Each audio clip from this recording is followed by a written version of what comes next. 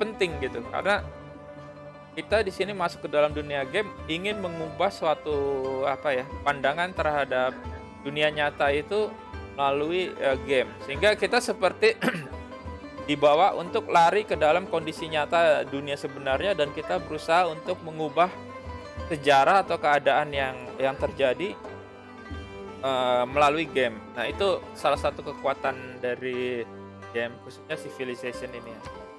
Nah, di sini juga kita bisa mengembangkan perkembangan kebudayaannya, apakah kita mau mengembangkan lebih terdahulu mata uang, atau mengembangkan, kerajaan, atau mengembangkan mistisme ya. Jadi di sini ada keuntungannya kalau untuk, apa namanya, keuangan itu bisa meningkatkan kapasitas perdagangan ya. Kita lihat di sini penjelasannya juga, eee, sangat banyak. Tentunya ini juga membantu teman-teman kalau untuk belajar bahasa Inggris ya, untuk memotivasi belajar bahasa Inggris. Saya dulu belajar bahkan untuk ada dulu namanya game Winning Eleven 11, itu gamenya dalam bahasa Jepang. Mungkin kalau sekarang itu, di era sekarang pengembangannya namanya Pro Evolution Soccer. Nah, itu dulu saya gunakan Winning Eleven 11 itu sampai saya bisa belajar bahasa Jepang sedikit-sedikit lah. Belajar hiragana, katakana ya, khususnya katakana dan hiragana saja. Kanjinya saya nggak begitu belajar, tapi itu salah satu aspek, positif misalnya ya. Oke, misalnya saya pilih Early Empire karena di sini saya bisa dapat food dan housing plus ya, dan production. Nah, jadi saya mengembangkan, pengembangan terhadap kerajaan tersebut. Kemudian di sini masuk juga ada kebijakan pemerintahan, bisa ada sistem monarki atau kerajaan ya. Di sini kita bisa pilih, masukkan.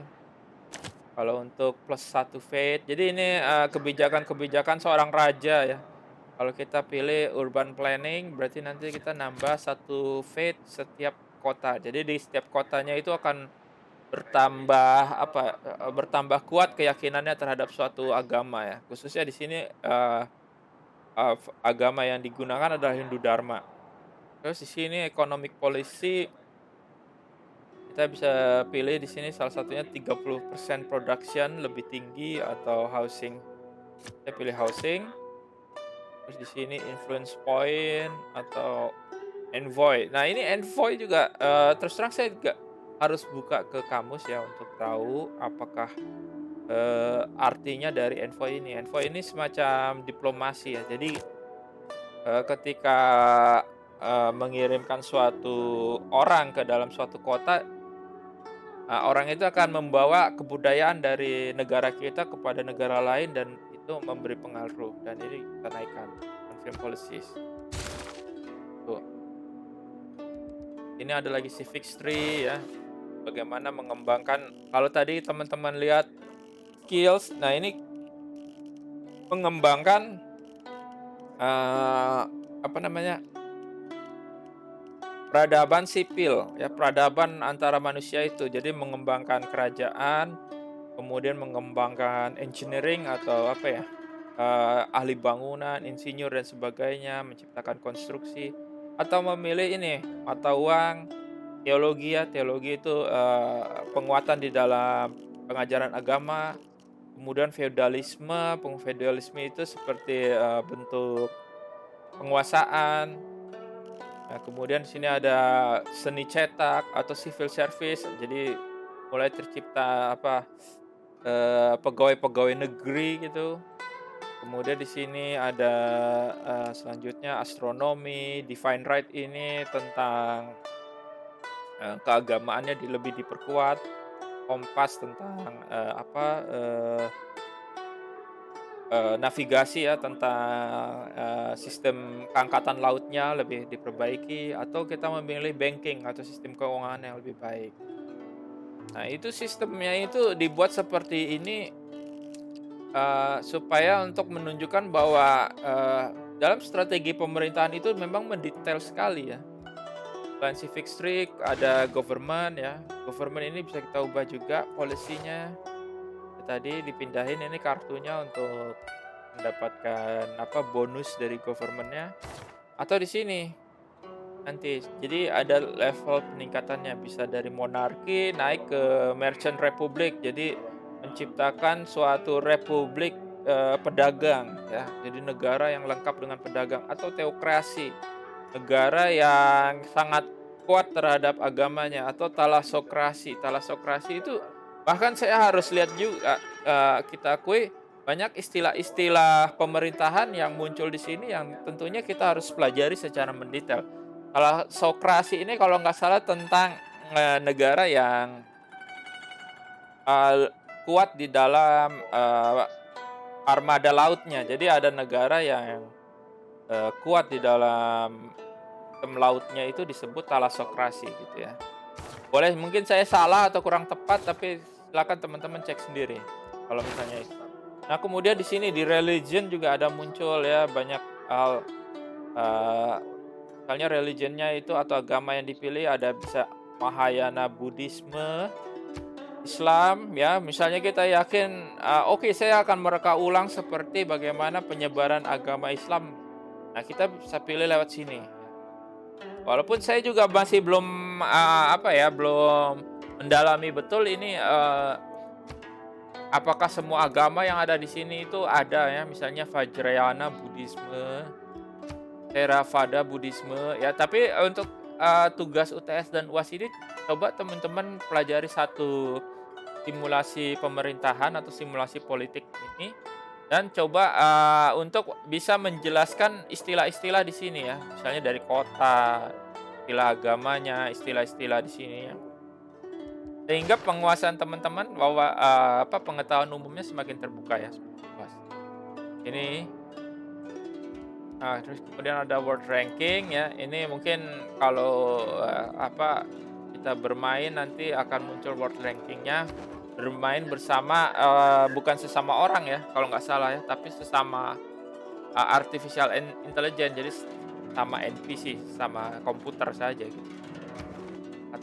Kemudian di sini ada overview atau menampilkan bagaimana pengaruh negara kita terhadap kota-kota lainnya gitu ya, termasuk kota-kota yang menjadi musuh atau kota-kota yang menjadi sahabat. Tentu di awal permainan ini semua masih netral.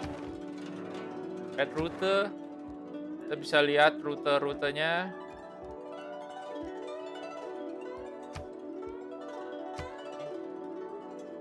Rute yang tersedia. Report. Nah, ini semua sangat, kalau bisa dilihat sangat,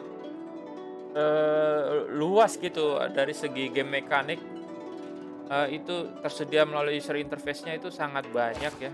Di yields, resources, bisa kita lihat semua, data-datanya, city status, gosip ya. Ini kalau kita teruskan next turn, jadi nanti dia bisa, evolve, jadi bisa berkembang lagi. Enacting new policies in our government can be. Nah, ini sudah muncul, pengembangan early empire. Kita bisa pilih. Belum banyak yang berubah ya sebenarnya. Ini pilih lagi misalnya pengembangan engineering. Jadi kita bisa membangun aquaduk ya. Aquaduk itu semacam waduk kalau nggak salah ya, waduk atau bendungan. Kita bisa membuat bendungan, menciptakan tempat tinggal yang lebih besar, dan tentu bisa mengembangkan masyarakat kita. Jadi semakin banyak masyarakatnya tentu bisa semakin kuat gitu negaranya. Oke, ini terus ini ya terjadi pengembangan.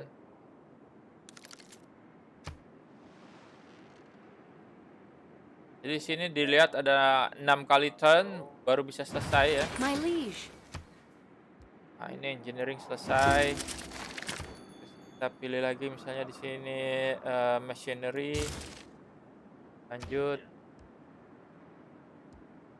Nah, ini kita bisa buat granary. Granary itu penyulingan padi. Ini ada. Terus kemudian kita sudah bisa mengirim diplomat ya, misalnya kita mau mengirim diplomat ke katakanlah ke kota Ujjain. Ini Ujjain di sini jauh sekali, tapi kita bisa kirim. Nah, ini kirim satu, confirm.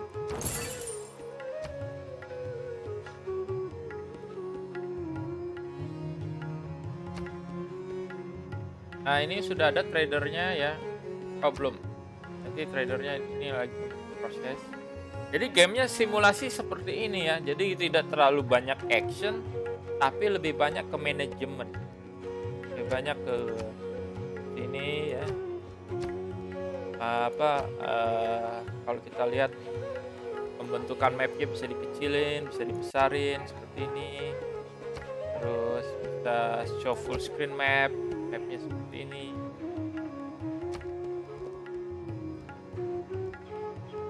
Oke, next.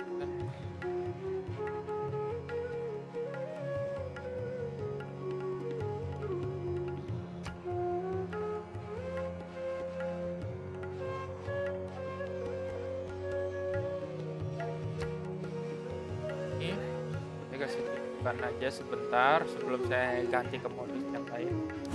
This military unit has proven themselves. Nah, ini saya udah berhasil menciptakan seorang ahli agama, dan ahli agama ini mau saya kirim atau mengembangkan agama ya. Misalnya di sini menyebarkan agama, spread religion, untuk menguatkan agamanya. Nah, kalau kita lihat di sini kan agamanya belum terlalu kuat ya. Yang negara tetangganya. Nah, ini mau kita ubah gitu. Jadi kita arahkan dia ke sini. Kita sebarkan agama. Nah, ini dia berjalan ya. Lihat. Kita teruskan saja. Misalnya kita buat lagi misionarisnya.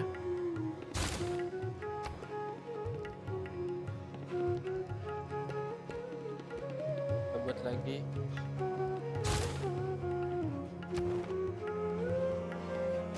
Kirim lagi ke Wijaya ininya, diplomat, boynya. Jadi secara target audience mungkin teman-teman bisa lihat ya, ini lebih ke audiens yang tidak terlalu memilih action gitu ya, atau tembak-tembakan atau terjadinya tumpahan darah atau perangan, tapi lebih ke manajemen. Nah, misalnya ini saya buat granary ya, katakan rumah dan makanan. Nah, kita lihat di sini kelompok misionarisnya sudah sampai ke kota Palembang, dan dia akan menyebarkan agama di kota Palembang gitu ya. Nah, misalnya sini spread religion. Nah, dia sudah menyebarkan agama di sini. Nah, tentu akan memperkuat pengaruh dari kota Majapahit. Di sini builder. Bangun di sini kita lihat ya, kalau dia bangun sesuatu nanti jadi tanaman. Nah, itu selanjutnya seperti itu. Oke, mungkin saya lihat ke yang lainnya. Main menu ya, ini yang saya mau tunjukkan sebentar ya sebelum saya tutup. Dan kita misalnya main game baru ya, yang versi versi biasanya, bukan versi skenario. Nanti akan nampak bahwa kita akan membangun suatu negara dari nol gitu, betul-betul harus membangun kota yang dari nol. Nah, ini versinya akan dipilih secara random ya. Dan yang dipilih adalah kita dapat Pedro 2. Ini kalau kita search di Google mungkin kita bisa temui apakah ini adalah karakter nyata ya di dalam sejarah, seperti layaknya mungkin Raja Majapahit atau pemimpin negara ya. Ini contohnya di Brazil, atau ini hanya fiktif. Jadi kita pilih sini bikin game. Nah, kita lihat di sini